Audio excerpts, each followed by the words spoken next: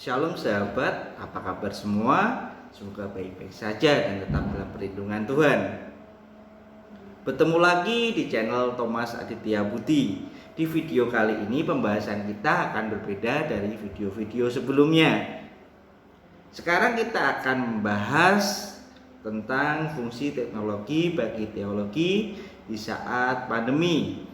Terkhususnya teknologi media online yang biasa kita kenal sebagai YouTube.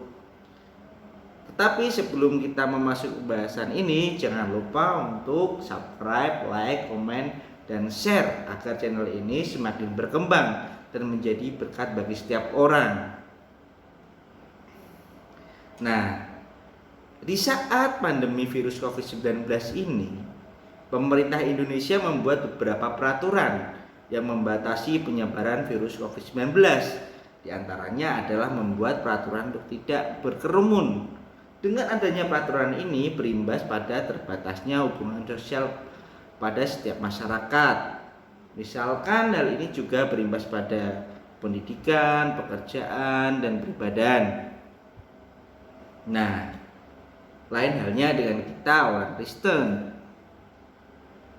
Kita hidup di kekristenan ini diterapkan kepada yang namanya amanat agung yang tertulis di dalam Matius 28 ayat 19 sampai 20 yang mengatakan, "Karena itu pergilah, jadikanlah semua bangsa muridku dan baptislah mereka dalam nama Bapa dan Anak dan Roh Kudus, dan ajarlah mereka melakukan segala sesuatu yang telah kuperintahkan kepadamu. Dan ketahuilah, aku menyertai kamu senantiasa sampai akhir zaman." Nah, dari sini, dari ayat ini kita tahu sebagai orang percaya kita diperintahkan untuk mengabarkan Injil kepada setiap umat manusia dan mengajari mereka tentang yang namanya Injil. Tetapi bagaimana kita bisa melakukan semua itu? Kan dunia itu begitu luas. Apalagi sekarang ruang gerak kita sangat terbatas akibat adanya pandemi COVID-19 ini. Nah, disinilah peran teknologi akan membantu kita. Betapa beruntungnya kita yang mengenal teknologi. Dengan keadaan yang serba terbatas ini, teknologi sangat berperan penting dalam mengatasi masalah-masalah ini. Sebelum kita membahas lebih lanjut tentang teknologi, kita harus mengerti apa itu teknologi. Nah, menurut Kamus Besar Bahasa Indonesia, teknologi mempunyai dua pengertian, yaitu metode ilmiah untuk mencapai tujuan praktis atau ilmu pengetahuan terapan. Dan pengertian yang lainnya adalah keseluruhan sarana untuk menyediakan barang-barang yang diperlukan bagi kelangsungan dan kenyamanan hidup manusia. Di era globalisasi ini, perkembangan teknologi berkembang sangatlah pesat, yaitu salah satunya adalah media online. Dengan adanya media online ini, kita bisa melakukan hal-hal yang sukar menjadi mudah. Misalkan, kita berada di kampung halaman kita, tetapi melalui media online kita bisa mengerti kabar-kabar atau berita-berita apa yang terjadi di luar sana.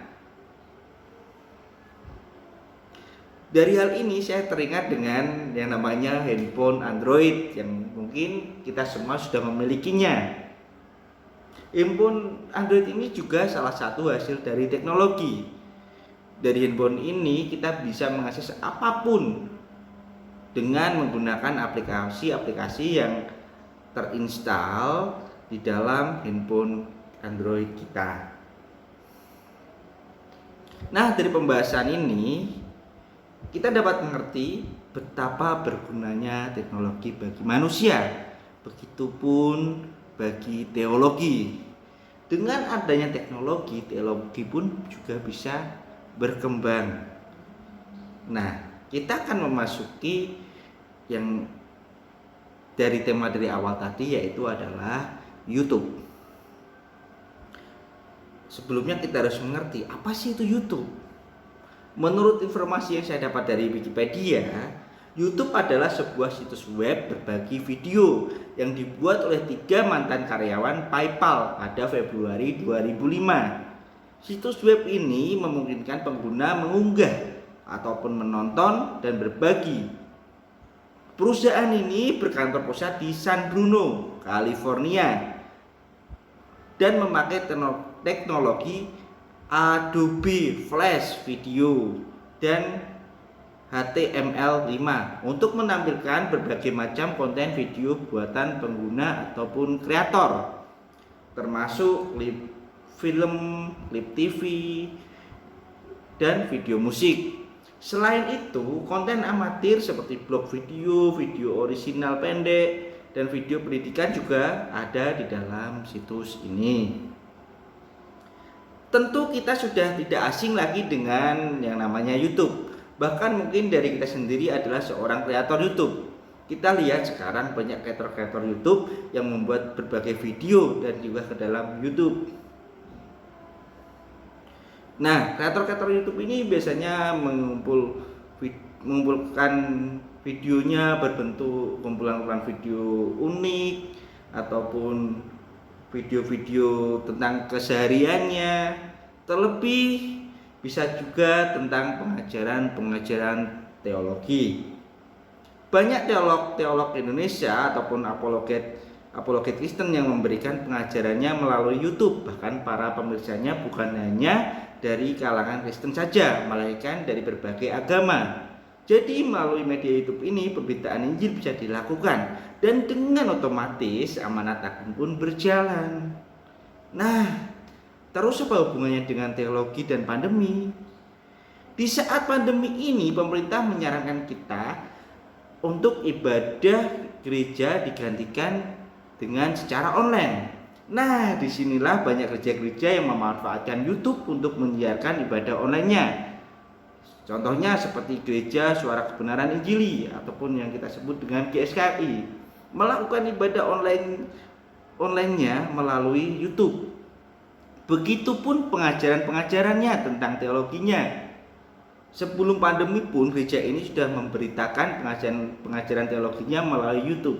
Misalkan di channel Truth ID. Nah, dari sini kita dapat mengerti walaupun di saat pandemi ruang gerak kita yang terbatas, tetapi dengan melalui teknologi pengajaran rohani masih bisa kita dapat dan kita beritakan, dan ibadah-ibadah pun masih bisa kita lakukan dan kita ikuti. Jadi fungsi teknologi itu penting bagi teologi walaupun di saat pandemi atau tidak. Nah, demikian pembahasan kali ini. Semoga pembahasan ini bisa menjadi berkat bagi kita semua. Tuhan Yesus Sang Penebus dosa kita memberkati kita sekalian. Amin. Toda Raba.